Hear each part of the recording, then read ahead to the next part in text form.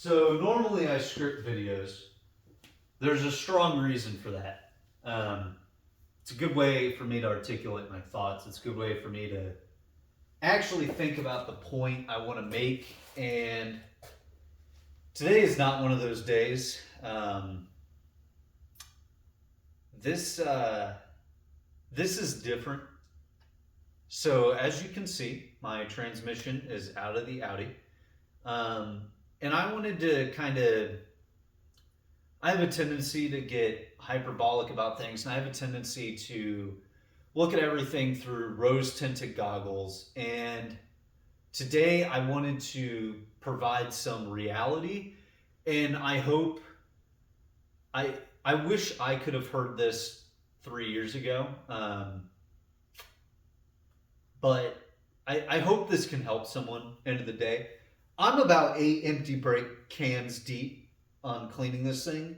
I am probably legally high, but that's okay because the thoughts, there are points I want to make, and there are points that I hope can help someone. So, okay, let's get into it. Here's the situation. $658 is the cost of parts: new flywheel, clutch, slave cylinder with a new bearing because this one's shot. That's the cost. It took me 12 hours to get this in. 12 hours. Shops don't charge 12 hours for anything.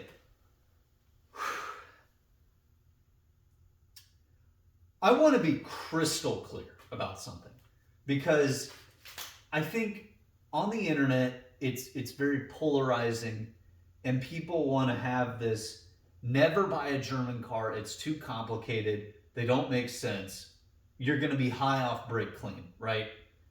Then there's the other side: oh, you get this ultra elevated experience, you're never going to be able to experience that. German cars are the best, they're the most reliable. No car is reliable, okay? I am sick of people talking to me. Oh, what's the most reliable car? There isn't, okay? Every car is equally reliable, okay? It's just how hard are they to work on? That is the only difference with reliability. A Toyota Camry will last just as long as a Volkswagen Jetta, okay? A lot of brake clean. I apologize. Listen, here's what I'm getting at, okay? This car, brand new, was $60,000. I paid $8,000 for the car. I paid $2,000 for wheels and tires. Another $500 for the timing belt, water pump, all the consumables, Halodex service, Halodex wrench, right? I spent $1,000 on suspension. Okay, what does that put us at? Say $12,000 total. Now with this, we'll round up again, $13,000. For $13,000, I get to experience what was in 2001 a $60,000 car. This car is amazing to drive, okay?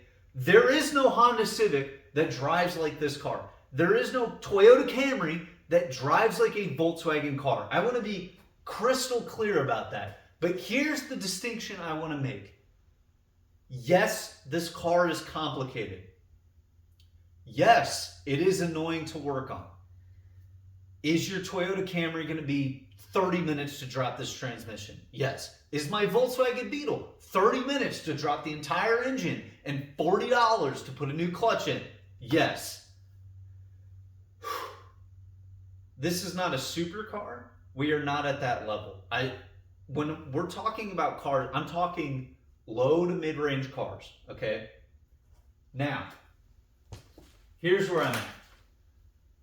Someone who actually cares about my well-being, unlike me, obviously, since the being high on brake clean,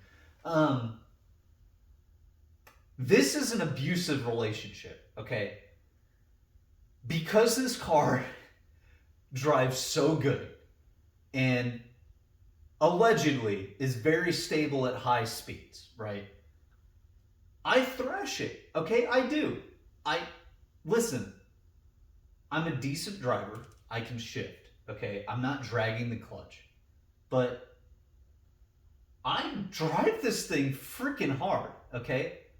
Because it's awesome. It's amazing to drive. The difference is when I drove my Volvo equally as hard, it didn't wear anything out. It didn't make enough power, okay? I've owned this car for about 3.5 years, 130,000 miles. I've personally put 30,000 miles on it, right? Doing a clutch is not out of the ordinary. Here's the part that I am frustrated with. It shouldn't take anyone 12 hours to drop a transmission. It just shouldn't.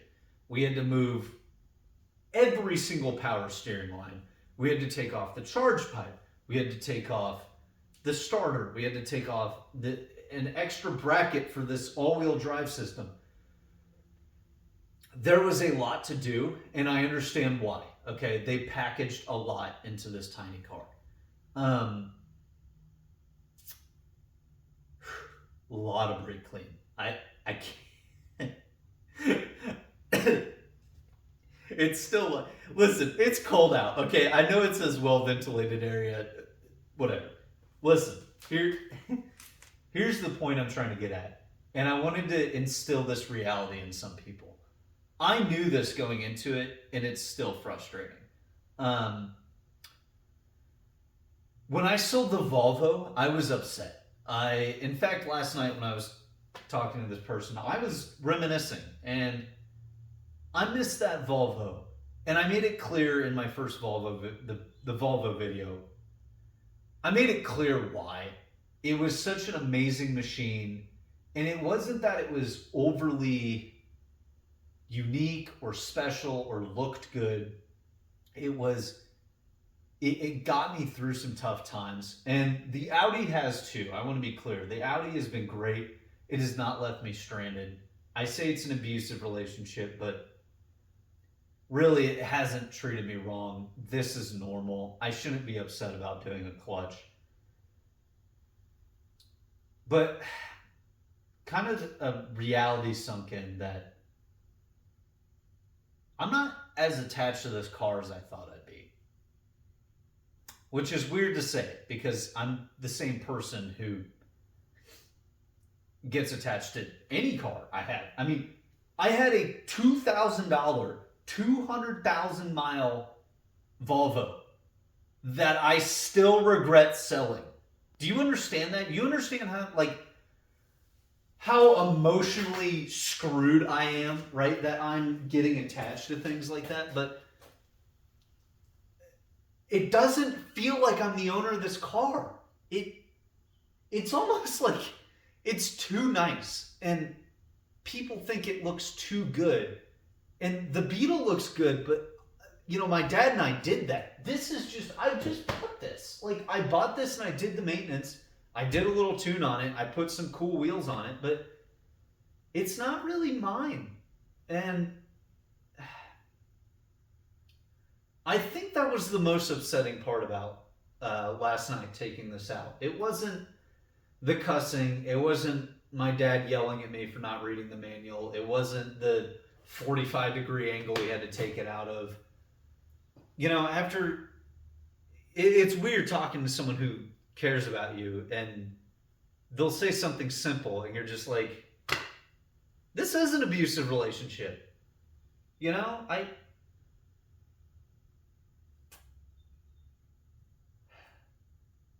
don't rev out the Beetle all the way because I don't want to hurt it. And the Audi, I just thrash constantly. And I mean, yes, I did that in the Volvo or whatever, but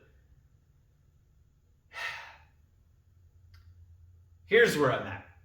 And this is something I want to get across. Owning cool cars is great.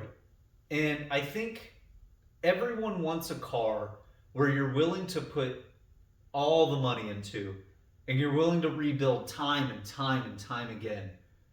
And this was going to be this car. I was going to own this until I had kids. Like, this was going to show up at my wedding. Like this and the Beetle, right? But I don't want to do this again. You know, I've taken engine out of the Beetle 6 times now.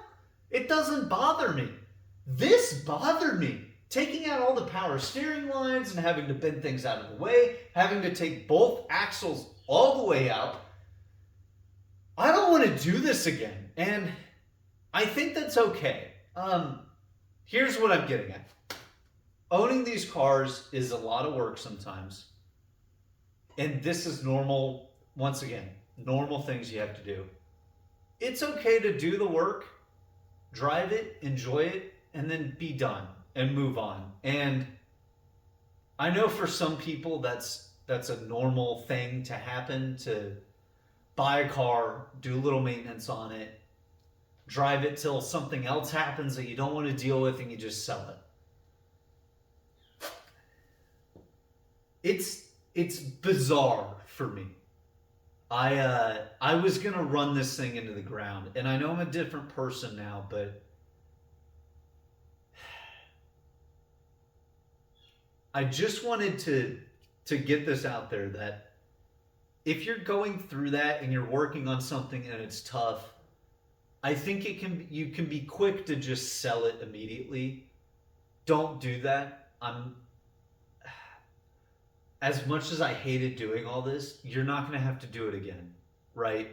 And I think if you go in with the mindset of, you have 2 mindsets, right? You have 2 paths when you buy a car. It's okay. And you're doing some work on it. Okay, I'm going to have to do this work now, and I'm going to have to do it again in 100,000 miles, and I'm going to have to do it again in another 100,000 miles. Or I'm going to do this now. I'm going to do the clutch. We're going to do a great job. We're going to bleed this power steering. We're going to fix the coolant leak. It's going to be great. We're going to put a new rear main seal on it. It's going to be good for another 100,000 miles. But I'm not going to do this again. And that's such a liberating feeling. And I think that'll help you stay motivated to continue to own the car and to drive, to have such an amazing experience driving. It's worth the $658 and, the 12 hours worth of work. So, long-winded story short, I guess. Don't lose motivation for it. It's okay if this is the last time you want to do a major maintenance. Because Lord knows I am not doing this again. This was miserable. And that's okay. It's okay to not permanently own a car. And that's something that is finally sinking in. And thank God for people who actually care about me, because Lord knows I would just keep putting myself through this. And that is not happening again.